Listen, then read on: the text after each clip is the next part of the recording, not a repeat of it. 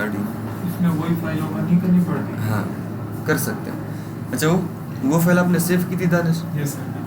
कहाँ पे पड़ी है वो डॉक्यूमेंट। अच्छा यहाँ पे मैं आपको एक बात बताता चलूँ, हम लोगों ने लिखा टेबल के लिए कोड, उससे टेबल एग्जीक्यूट कर लिया, उस कोड का बाद में हमें कोई फायदा नहीं, वो वैसे का वैसे ही पड़ा है, फजूल पड़ा है कोड। अब टेबल आपका जनरेट, हम कोड किस लिए लिखते ताकि टेबल सीरीज जनरेट करे, टेबल के बाद कोड हटाओ ना हटाओ टेबल पड़ा है आपका, वो कोड बाद में किसी काम का नहीं है। लेकिन स्टार्ट में आप लोग सेव कर रखा करें क्योंकि अक्सर सिंटेक्स भूल जाते हैं। सिर्फ सिंटेक्स क्या तरीका करें, ये C# की तरह नहीं है कि कोड हटा दोगे लाजे खराब, इधर से सिर्फ एक मतलब अपना काम निकालो, कोड को गोली मारो। अगर कोड पड़ा भी हुआ वैसे जब तक कोड को एग्जीक्यूट नहीं करोगे वो किसी काम का भी तो नहीं है। इधर क्रिएट डेटाबेस 50 मरतबा लिखो किसी काम का नहीं है जब तक आप उसको एग्जीक्यूट ना करें। टेबल जनरेट वाला कोड लिख लिया, ठीक है, टेबल जैसे जनरेट करें उसको साइड पे करें, ठीक है। डेटाबेस का कोड लिख लिया, अगर आप रखते हो तो यार परसों मैंने किसी को पढ़ाना है मुझसे भूलना है, जब बेशक रखो इसको। मैं तो एक फाइल भी इसका सेव नहीं करता। स्टार्ट में करते थे मेरे पास वो सारे तकरीबन 20-25 फाइलें मेरे पास सेव है इसकी। टेबल कैसे जनरेट करते हैं, डेटाबेस कैसे जनरेट करते हैं, टेबल यूज़ कैसे करते हैं, ये सारे इसलिए रखे थे ताकि अगर मैं आगे जाके किसको पढ़ाऊँ तो मुझे याद हो ये चीज़ें, ठीक है। लेकिन ये आगे चलता रहेगा, ये MSc आगे जितनी भी डेवलपमेंट है ना सारे के साथ डेटाबेस होगा तो ये चीज़ें भूलेंगी नहीं आपसे। हाँ, लेकिन फिर भी रखा करें। बाज़ औक़ात इस तरह चीज़ होती है ना कि बेसिक की चीज़ आगे एडवांस में ज़्यादा यूज़ नहीं होती लेकिन कभी कभार यूज़ हो जाती है तो आपको याद हो। तो यहाँ पे जो कोड है वो देखो मैं दोबारा लोड कर सकता हूँ, उसको ओपन करूँगा तो किसी काम का नहीं है, वो टेबल तो बन चुका है, दोबारा मैं उसको बना भी नहीं सकता। एक डेटाबेस के अंदर सेम नाम के 2 टेबल नहीं बन सकते, इसी तरह एक सर्वर के अंदर सेम नाम के 2 डेटाबेस नहीं बन सकते। सर ये होता है कि एग्जीक्यूशन के बाद अगर हम उसका नाम चेंज करते हैं ना या वो उस कोड के जरिए फिर भी नहीं कर सकते, उसके लिए और कोड लिखना पड़ेगा। वो मसला क्यों करता है उसके लिए? वो इसलिए करता है ना, देखिए अगर आप चेंज उसकी अपनी क्यूरीज होती है, यहाँ पे देखो आप टेबल क्रिएट कर रहे हो उसके लिए अपनी क्यूरी अपनी कमांड देगा। अब टेबल का नाम चेंज करोगे तो वो कमांड ही बिल्कुल चेंज है। ये नहीं अक्सर लड़के ये कर जाते हैं कि इधर उन्होंने टेबल फॉर एग्जाम्पल क्रिएट किया है TBL स्टूडेंट के नाम से, ठीक है, लेकिन स्टूडेंट के स्पेलिंग जल्दबाजी में उसने यू भूल दी, यू वो भूल गया, ठीक है। ये एक टेबल क्रिएट कर चुके हैं, वो दोबारा यहाँ पे क्या करता है, नहीं होता इस तरह, इसकी अपनी क्यूरी होती है, ठीक है। जो चीज़ जनरेट हो गई फिलहाल के लिए। एग्जीक्यूशन तक हमारे पास टाइम होता है कि हम उसको जब तक एग्जीक्यूट ना करो तब तक तो चेंज कर सकते हो। ठीक है। अब एक चीज़ एक मरतबा एग्जीक्यूट हो गई वो समझो हो गई, चेंज ही नहीं होती फिलहाल के लिए, हो सकती है लेकिन आप लोग अपने जहन को ये समझा कि जो चीज़ गलत हो गई वो गलत हो गई, दोबारा डिलीट करो उसको, नई सिरे से बनाए फिलहाल के लिए ये चीज़ें, ठीक है। तो अब कल हम टेबल क्रिएट कर चुके हैं, ऐसा है कि नहीं है, डेटाबेस भी क्रिएट कर चुके हैं। हमेशा जब भी आप SQL सर्वर ओपन करेंगे यहाँ पे by default master database select होगा, यहाँ पे बाय डिफ़ॉल्ट। तो हम लोगों ने कौन सा करना है, जो कल हम लोगों ने बनाया था ये DB फर्स्ट, इस पे सिर्फ क्लिक करो। अब देखो ये यूज़ में आ गया, कल यूज़ मिलाने के लिए एक क्यूरी लिखी थी, यूज़ DB फर्स्ट नाम दे देते हैं। अब टेबल हमारा क्रिएट हो चुका है, यहाँ पे अगर डेटाबेस में इस पर डबल क्लिक करें, अटेंड नहीं करें, ठीक है। तो ये देखें टेबल क्रिएट हो चुका है TBL फर्स्ट के नाम से, बाकी दानिश ने ऐड किए होंगे TBL प्रैक्टिस, ठीक है। तो हम लोगों ने कल ये टेबल जनरेट किया। अब देखें टेबल पे डेटाबेस में 4 ऑपरेशन, डेटाबेस के ऊपर नहीं तो टेबल के ऊपर 4 ऑपरेशन परफॉर्म होते हैं। 4 जो ऑपरेशन होते हैं परफॉर्म उस टेबल के ऊपर होते हैं। ये करंट ऑपरेशन नाम जहन में रखे, ये प्रोफेशनल वर्ड है। आगे जाके आप जहाँ पे भी जाते हैं ना, फॉर एग्जांपल एक वैकेंसी आती है कि हमें C# के डेवलपर की ज़रूरत है, आप उधर अप्लाई करते हो, आपको किताब को करंट ऑपरेशन आता है कि नहीं, हालांकि हम लोग वो चीज़ 1000 मरतबा कर चुके होते हैं, इंसर्ट अपडेट डिलीट, लेकिन हमें उनका नाम नहीं पता होता। तो इस नाम को याद रखें कि इंसर्ट अपडेट डिलीट और सेलेक्ट वाले को करंट ऑपरेशन कहते हैं, करंट CRUD, कल मैंने यहाँ पे लिख के दिया था, ठीक है। तो आज इंसर्ट करते हैं टेबल में, how to insert data in table. अच्छा आप लोग कब आए थे, कब आए हो इधर अकेडमी? अच्छा बहरहाल तो 45 में मैं फ्री, आज मैं तकरीबन 2:30 से फ्री था, बैठा इनके लिए बैठा था, ये लोग आज ये अभी पहुंच रहे हैं। अच्छा ठीक है। How to insert data in table के अंदर डेटा कैसे इंसर्ट करते हैं। अब यहाँ पे इंसर्ट इनटू टेबल का नाम क्या था, TBL फर्स्ट। अब दानिश ने बाकी टेबल बनाए हैं। अब इंसर्ट कर रहे हैं इस टेबल में, क्या चीज़ इंसर्ट कर रहे हैं, वैल्यूज। अब मैंने कल एक बात आपको कही थी, अगर आपको याद हो, मैंने कहा था कि टेबल को एक फंक्शन की तरह समझो। फंक्शन के अंदर 10 पैरामीटर तो 10 को खामखा वैल्यू भेजोगे, 20 पैरामीटर तो 20 को खामखा आप लोग वैल्यू भेजोगे। अब इस टेबल के अंदर, इस टेबल फर्स्ट के अंदर कॉलम देखते हैं कि कितने कॉलम है, 1 2 3, तो 3 पैरामीटर है, 3 को खामखा वैल्यू दोगे। इंटीजर है वो सिंपल लिखेंगे 1 2 3। स्ट्रिंग को यहाँ पे सिंगल कोट में लिखा जाता है, इसमें इसके बाद एड्रेस है वो भी सिंगल कोट में लिखा जाएगा, ठीक है। अब ये क्यूरी खुद किसी काम की नहीं है जब तक आप इसको एग्जीक्यूट नहीं करोगे। ये क्यूरी खुद किसी काम की भी नहीं है जब तक हम इसको एग्जीक्यूट नहीं। तो क्या करेंगे, अच्छा देखिए अक्सर क्यूरीज बहुत लंबी लंबी होती है, हमारा माउस सही काम नहीं करता, इधर तक सेलेक्ट करते हैं फिर वो छूट जाता है हमसे, ठीक है। तो इसका आसान हल ये है कि इधर क्लिक करो इस पर, ठीक है, पूरी लाइन सेलेक्ट हो गई। अब इसको एग्जीक्यूट करो। वो कहते हैं 1 रो इफेक्ट, यानी कि एक रो इंसर्ट हो चुका है आपका। अच्छा, अब ये जो चीज़ होती है ये भी तंग करती है बार बार, ठीक है, हमें नीचे लानी पड़ती है। इसके लिए कंट्रोल आर प्रेस करें, कंट्रोल आर। ये जो चीज़ थी इसको व्यू स्टेट कहते हैं, जो नीचे आ गई, इसमें हम अपना डेटा वगैरह देख सकते हैं और अपने आउटपुट मैसेज देख सकते हैं।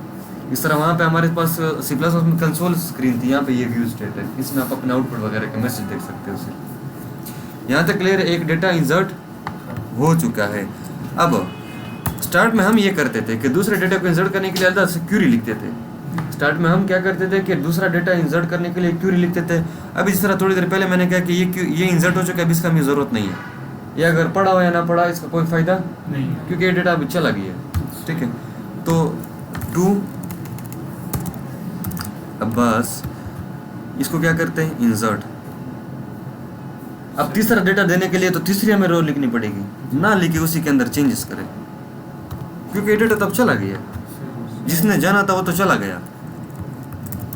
इसी के अंदर चेंजेस किया करें जवानों, ठीक है।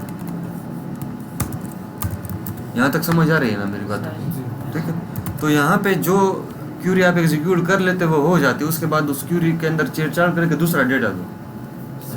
जी, ये उधर कॉलम और रो खुद ही सेलेक्ट करते बनाता है। ये जो डेटा इंसर्ट होता है ना, ये रो की शक्ल में होता है, फिर वो खुद ही बनाते हैं। ये पहले वैल्यू पहले कॉलम के रो में जाती है, दूसरी वैल्यू दूसरे कॉलम के रो में जाती है। पहला कॉलम कौन सा था, आईडी का, तो ये आईडी के रो में चली जाएगी। ये नेम के और रेडिया खान के, तो ये पूरा एक रो बन जाएगा, ठीक है। फिर ये तीनों वैल्यू जब जाएंगे तो ये पहले कॉलम को, दूसरे कॉलम को, तीसरे कॉलम को मिलेगी, तो तीसरे कॉलम के कम्बिनेशन से एक रो आपके लिए बन जाएगी, ठीक है। डेटा इंसर्ट एज आ रो होता है, रो की शक्ल में होता है। यहाँ तक क्लियर है, ठीक है। अब इन दोनों का लाजमी नहीं कि एक एक एग्जीक्यूट करो, इन दोनों को एग्जीक्यूट करो इकट्ठा। 1 रो इफेक्टेड, पहले ऊपर वाला हुआ फिर दूसरा 1 रो इफेक्टेड। यहाँ तक क्लियर है जवानों। अब डेटा इंसर्ट हो चुका, जिस तरह मैंने कहा कि फंक्शन में अगर 3 पैरामीटर तो 3 को लाजमी वैल्यू भेजोगे, तीनों स्ट्रिंग के है तो स्ट्रिंग के। इसमें देखे पहला सिर्फ इंटीजर का था, बाकी 2 स्ट्रिंग के थे, लेकिन आखिर जो मैं वैल्यू भेज रहा हूँ वो भी इंटीजर की भेज रहा हूँ, ठीक है। अब आएगा एरर, ठीक है, 1 रो अफेक्टेड।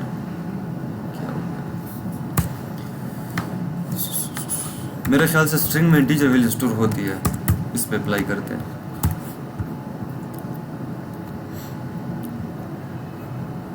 हाँ, स्ट्रिंग में वैल्यू स्टोर होती है, क्योंकि स्ट्रिंग तो हर किस्म की वैल्यू होता है। स्ट्रिंग कम्बिनेशन ऑफ कैरेक्टर होता है, 1 2 3 भी कैरेक्टर्स में आते हैं, ABC भी कैरेक्टर्स में आते हैं, ठीक है।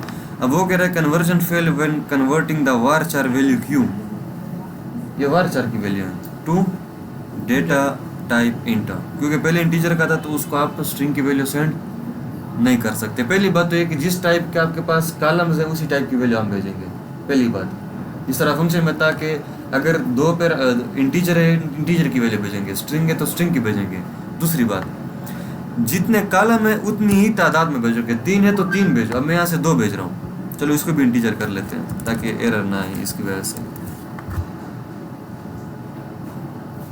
कॉलम नेम और number of supplied values does not match, कि जो कॉलम के नाम है वो 3 थे, हम जो वैल्यू भेज रहे हैं वो मैच आपस में नहीं हो रहे, उधर से 3 रिसीवर इधर से 2 वैल्यू भेज रहे हैं।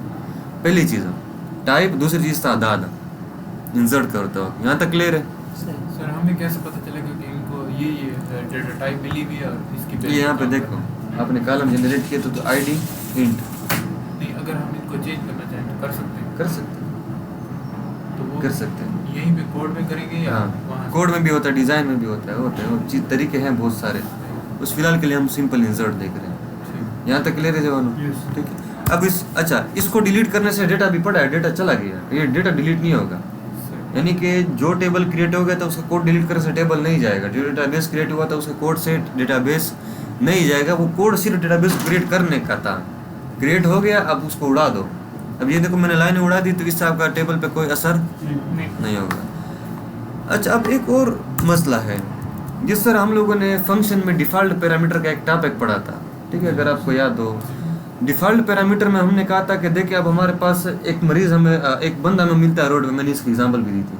अब ना उसे हम जानते हैं, ना हमें ये पता है कि किस इलाके का है, इसका अब्बू का नाम क्या है, इसका खुद नाम क्या है, सन्यासी क्या है, इसका कंडे, तो हम उसको अस्पताल ले जाएंगे। अस्पताल के अंदर तो सिस्टम बने पड़े हैं, वो उसको भगाएंगे तो नहीं, वो उसको सबमिट एडमिट कर देंगे, ऐसा है कि नहीं? वो डिफ़ॉल्ट पैरामीटर को हम फंक्शन के अंदर ही वैल्यू दे देते हैं। अब यहाँ पे देखिए हमारे पास 3 है तो 3 को लाजमी देंगे, अब हमारे पास तीसरा डेटा ही नहीं है, वो तो एरर देगा टेबल आगे से। तो अब हम देखते हैं कि how to insert specific data in table, कि टेबल में मखसूस डेटा कैसे इंसर्ट करते हैं। Insert into TBL first. अब यहाँ पे बताओगे हम आईडी दे रहे हैं, साथ में कॉलम के नाम सिर्फ बताओ कि हम इसको वैल्यू देंगे। अब इन दोनों की यानी कि इंसर्ट करो इस टेबल के अंदर इन कॉलम को कौन सी वैल्यूज, अब इधर वैल्यूज आके देंगे 5, अब एरर नहीं आएगा क्योंकि देखिए अब क्यूरी चेंज हो गई, डेटा टाइप खुद उठाएगा। ये आईडी की टाइप है ना, ये तो इस आईडी को जब हम वैल्यू भेजेंगे ना तो वैल्यू जो जाएगी वो उस वैल्यू को देगा, अगर इंटीजर की हो तो लेगा, अदरवाइज नहीं लेगा। डेटा टाइप खुद नहीं होता, डेटा टाइप जो क्रिएट होगी वो क्रिएट होगी। यहाँ से जब हम उसको वैल्यू जो भेजते हैं ना वो उस वैल्यू को देखता है। मेरा सवाल ये हम C++ में तो उसको बता देते हैं इंट हमारा डेटा टाइप है, हाँ, ये वेरिएबल है। वो देखिए हम पहले बना चुके हैं, टेबल के वक्त तो इंट लिखा था ना, कल जब टेबल बना रहे थे इंट लिखा था, स्ट्रिंग की जगह varchar लिखा था, वो क्रिएट हो चुका है। अब ये आईडी जो है ये इंटीजर का समझे वेरिएबल है, तो इसको हमेशा आप इंटीजर की वैल्यू ही भेजोगे। अगर मैं यहाँ से 1 की जगह कोई और देता हूँ ना फिर मुझे एरर आएगा, मैं इसको दे रहे इंटीजर हूँ, ठीक है। अच्छा, तो अब स्पेसिफिक डेटा इंसर्ट करना है। अब ये देखें क्यूरी सिर्फ चेंज है, मेन काम सारा क्या हो रहा है, जिस तरह कल मैंने कहा था ऑपरेशन वही चाह रहे हैं, इंसर्ट कर रहे हैं, अपडेट कर रहे हैं, डिलीट करेंगे और सिलेक्ट करेंगे। अब पहले इससे पहले डेटा सारा था, अब हमें ज़रूरत पड़ा कुछ डेटा, तो उसके लिए क्यूरी क्या होगी हमारी चेंज हो गई। यहाँ तक क्लियर है? अब इस समय जो भी चीज़ 3 है 1 को भेजो, 2 को भेजो, तीनों को भेजोगे तो ऊपर वाली क्यूरी 2 को भेज दो, 1 को भेज दो, तो इस तरह कॉलम का नाम बताओगे जिस कॉलम को अपने वैल्यू भेजनी होगी। यहाँ तक क्लियर है सबको? हाँ उस्ताद, वालेकुम अस्सलाम। आया बैठे बैठे बैठे सामने जैसे मैंने कहा छापा लगाता हूँ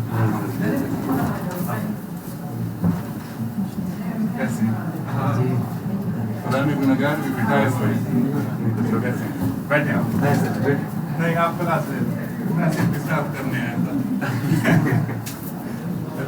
मैं आता हूँ सर।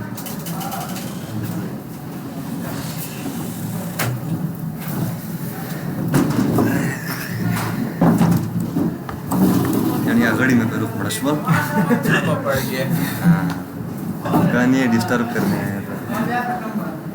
अच्छा, तो यहाँ तक क्लियर है कि हम टेबल के अंदर स्पेसिफिक डेटा कैसे इंसर्ट करते हैं। एक तो ओवरऑल के लिए अपनी क्यूरी होगी, स्पेसिफिक को इंसर्ट करने के लिए अपनी क्यूरी होगी जी। Parun da मतलब नेम ना बाद में जो है को जो फादर नेम पास स्पेस नो पास स्पेस वाला नो स्पेस नहीं लेते, वेरिएबल्स के रूल में हम स्पेस नहीं दे सकते। कल मैंने कहा था कि टेबल का नाम जो बनाना है, डेटाबेस का बनाना, नाम कोई भी दे सकते हो, लेकिन रूल्स वही जो आइडेंटिफायर के रूल थे। फर्स्ट कैरेक्टर अल्फ़ाबेट होगा, स्पेस नहीं होना चाहिए, रिजर्व वर्ड नहीं होना। अच्छा, यहाँ पे रिजर्व वर्ड भी लेता है, स्पेस नहीं लेता वो। कलम का नाम रिजर्व वर्ड रख सकते। इस तरह कल मैंने नाम था, नेम एक रिजर्व वर्ड था, नेम पहले रिजर्व वर्ड था, फिर varchar दिया ना, तब दोनों रिजर्व वर्ड आ गए। तो वो पहले वाले को कलम का नाम समझ लेता है, दूसरे वाले को रिजर्व वर्ड को समझ लेता है, डेटा टाइप समझ लेता है। स्पेसेस वगैरह अलाउ नहीं है फिर इसमें। यहाँ तक क्लियर है जवानों?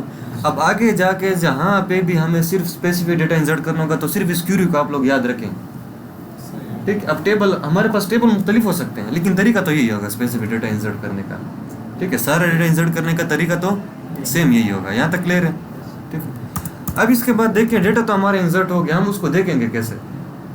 अब डेटा इंसर्ट तो हो चुका है, हम उसको कैसे देखेंगे? हाउ टू सेलेक्ट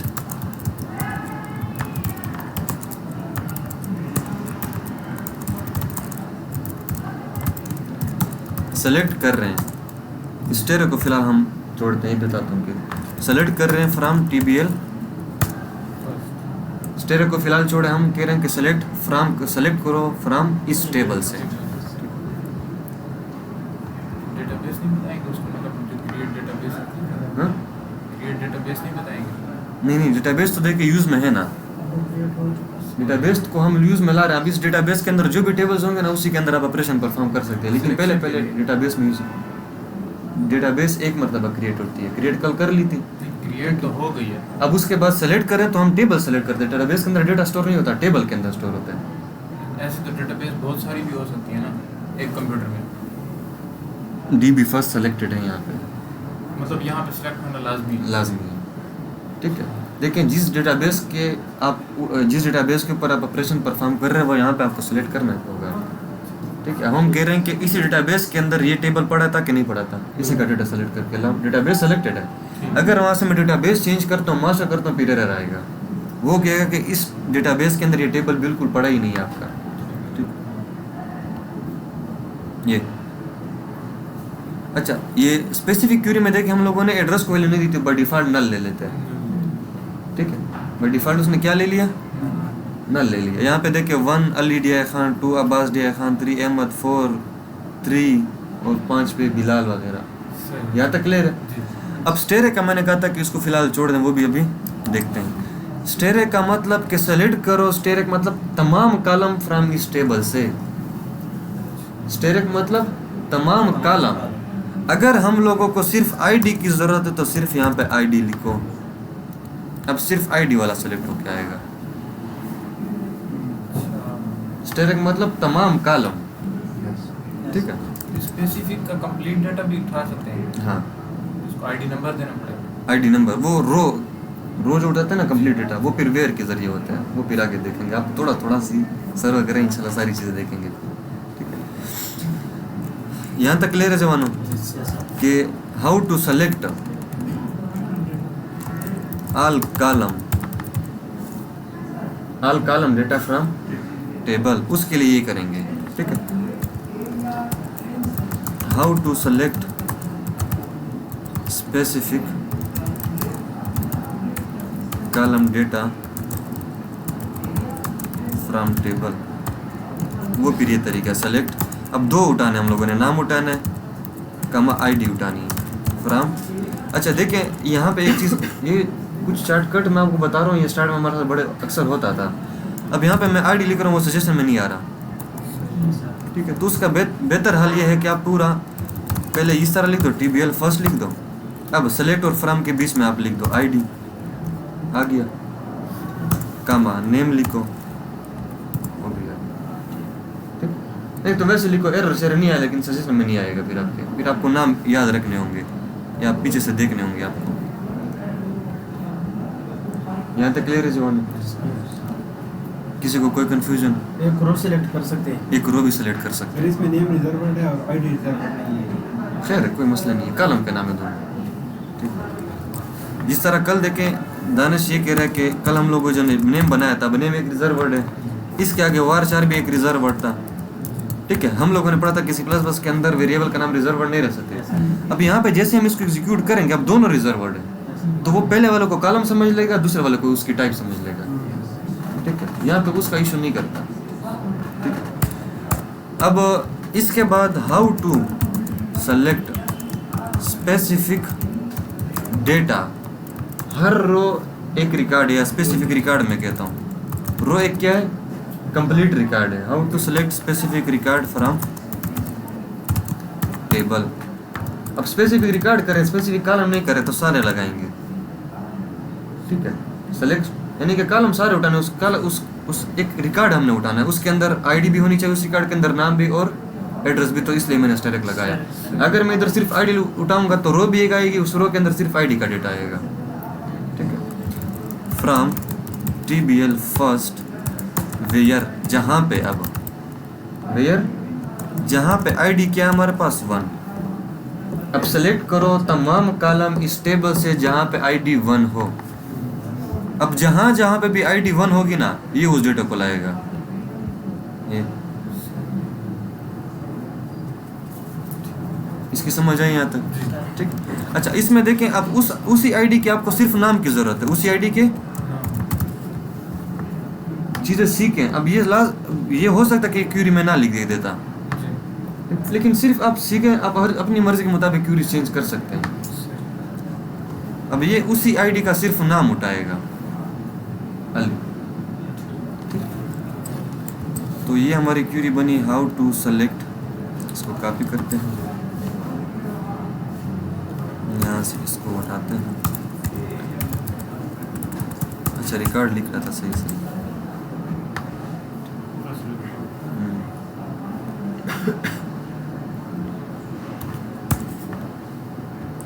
यहाँ तक किसी को कंफ्यूजन क्लियर है सबको?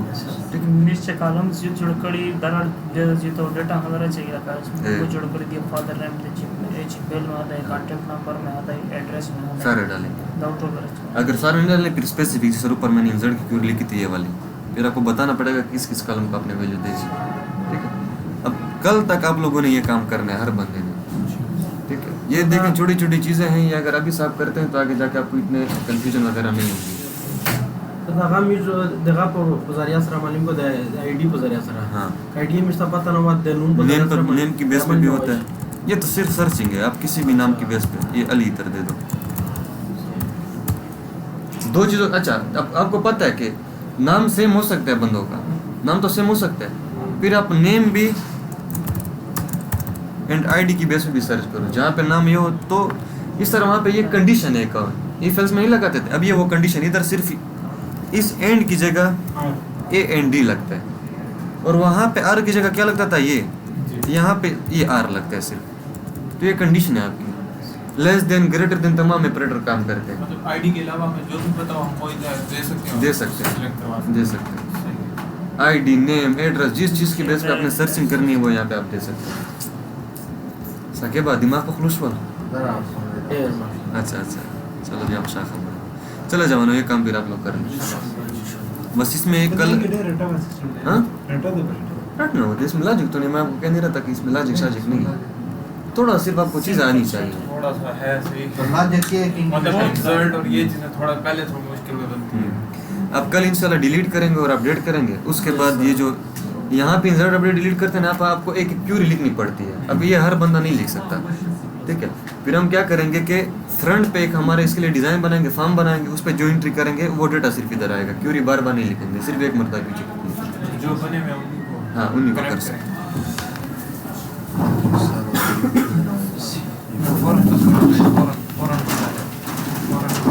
इधर घुमाओ फिराओ दादी वाला सेंड के ग्रुप था फोटो ग्रुप